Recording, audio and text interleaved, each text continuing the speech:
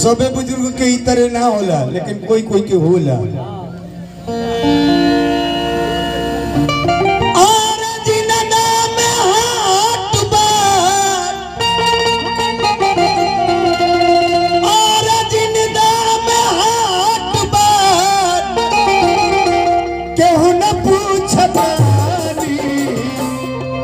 मुअला पदेत बा, अरे मुअला पदेत बा, पिपरवे में पानी मुअला पदेत बा, पिपरवे में पानी रे पानी जिंदा में हाथ बा, जिंदा में हाथ बा।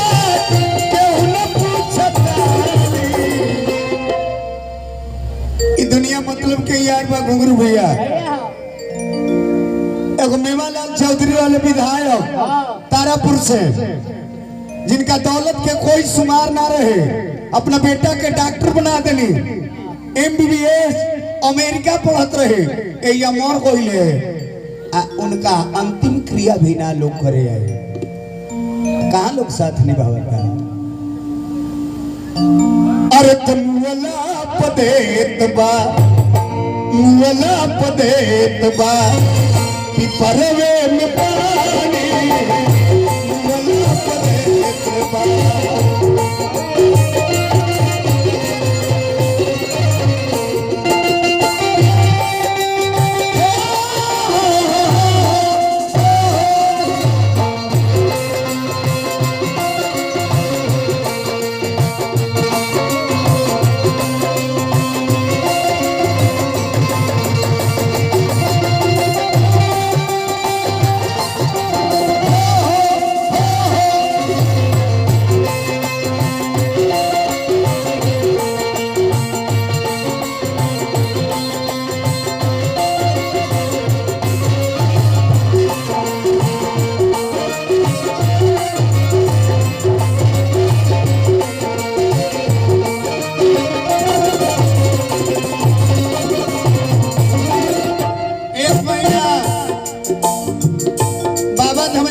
जल चढ़ावेला, एक दिन भोलेनाथ गर्भगृह छोड़ के भाग गए।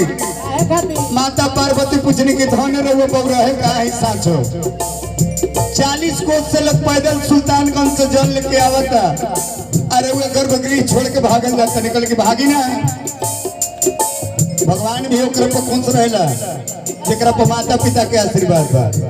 भोलेनाथ कहने के रे जेकर जामल बा ओकर तो ही होबे न कही, तो हमरा हो जाए। गंगा जमुना में लोग नहाकर लिबास बदलता है, लेकिन माता पिता को जो आशीर्वाद हृदय से पा लिया, वो एक दिन भारत का इतिहास बदलता है।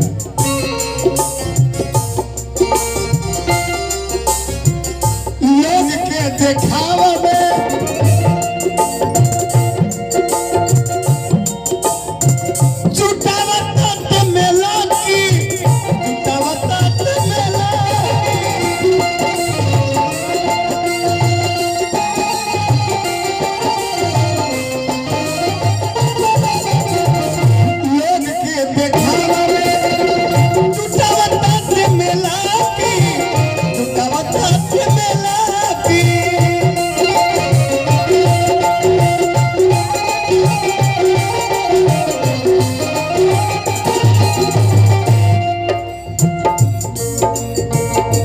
सबसे धन बेटा लेके मुंह में आग दे के समूला धन चाबी ले लो।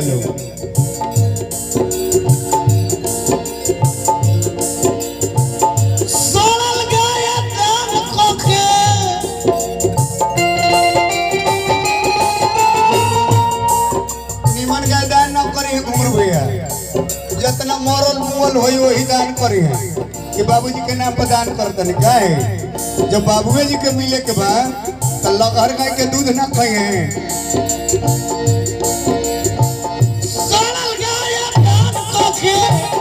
सरल गाय दान करके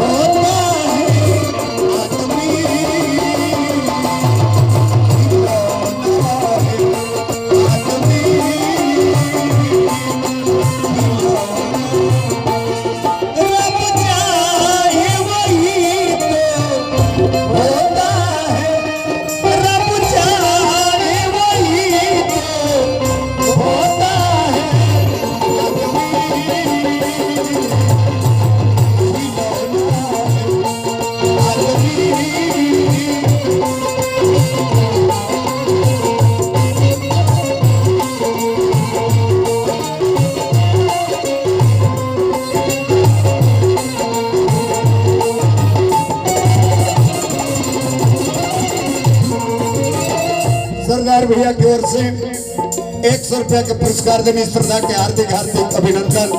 हमारा बुझाई बीरबल भाई कि एजा कलाकार के बड़ा इज्जत लोग करेला, डिस्टर्ब ना देख करेला लोग। काहे पैसा दे दी तो कलाकार डिस्टर्ब हो जाइए, तो प्रेम से सुने ला लोग।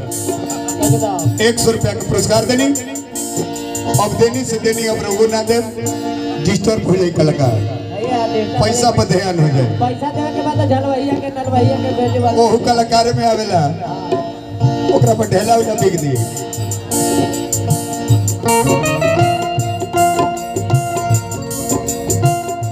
पिंडा प्रधान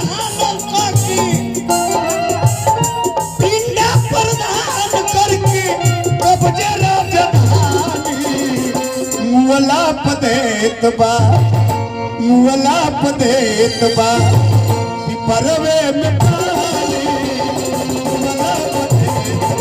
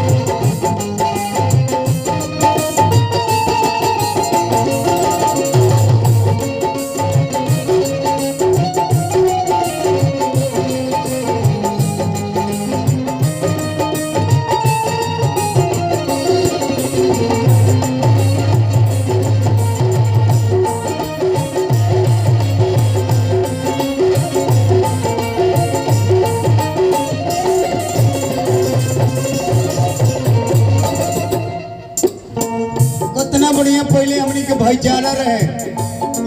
मर्यादा पुरुषोत्तम 4 गो भाई रहनिया, भरत के राजगद्दी मिल गई, लेकिन भरत फुटबॉल के गेंदा मारत रहे। भैया रउआ राजगद्दी है राउर, एकरा पहक बरौरा बैठी। भगवान कहतर कि जना भरत तू बैठो, हम आइब तो बैठो। फुटबॉल के गेंदा बनेले बनी, उनका भी गत्तर है, इनका भी गत्तर है। कैसन भाई में प्रेम रहे। एगो हमनियो भाई बनी घुंघरू भैया, 4 गो भाई बा। बड़ भाई के बेटी के बारात दुआर पावता तो छोट भाई चापाकल के मुंडा खोल के ढलैया पके के लेता। ई का खातिर बाराती सराती ढेर मनी हो जी है सब, पलंजर नंबर है तो हैंडल तोड़ दी है सब। एगो वो भाई में प्रेम रहे, एगो हमनियो में प्रेम बा। मानस मानव को जीने की कला सिखाती है। रावण के जब मर्यादा पुरुषोत्तम राम मरनी तो लक्ष्मण के भेजने की कुछ सीखो।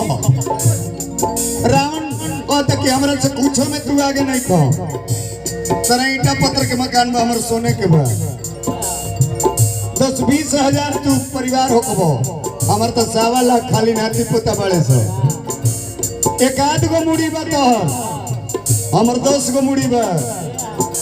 1-8 गो विमान रथ होई, हमरा ही पुष्पक विमान मन से चलेला। हमार बेटा इंद्रजीत संतान है, इंद्र के जीते वाला। तब तोर भाई से हार गई। कारण का रहे रावण बहुत उत्तम शिक्षा दिले लक्ष्मण के कारण। एक बार लक्ष्मण जे तोर भाई के मिला के रख ले, अब हम अपन भाई के भगा के रखनी। नाश और मृत्यु के कारण यही भइल बा।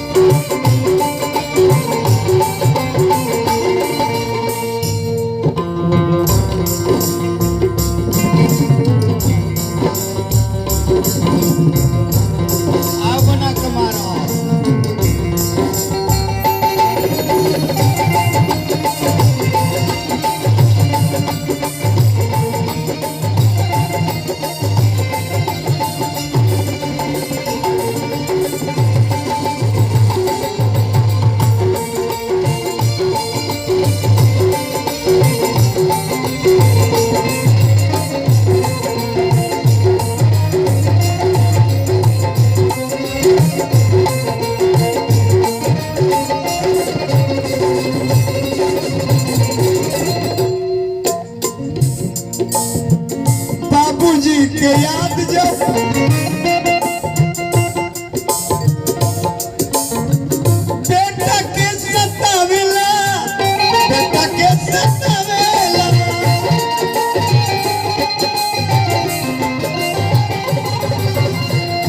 बाबूजी के याद जब बेटा के सतावेला, बेटा के सतावेला।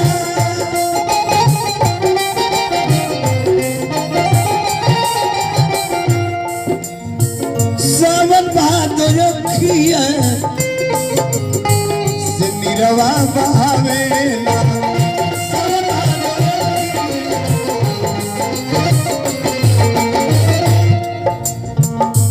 उम्र भैया कीमती चीज के पता हो कीमत तब लगेला जब भूला जाला न तो हाथ से हेरा जाला। पुत्र के तब याद आवेला कि बाबूजी रहनी है तो कितना सुख सुविधा रहे, कितना सम्मान रहे, कितना इज्जत रहे, कितना निफिकिर रहनी है।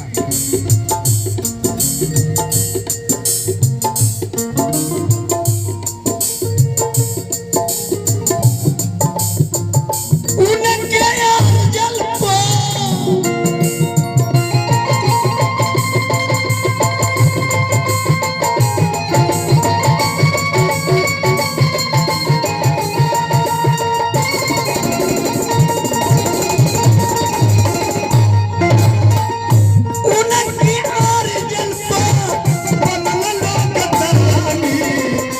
मरला पदेत बा और मुअला पदेत बा पिपरवे में पानी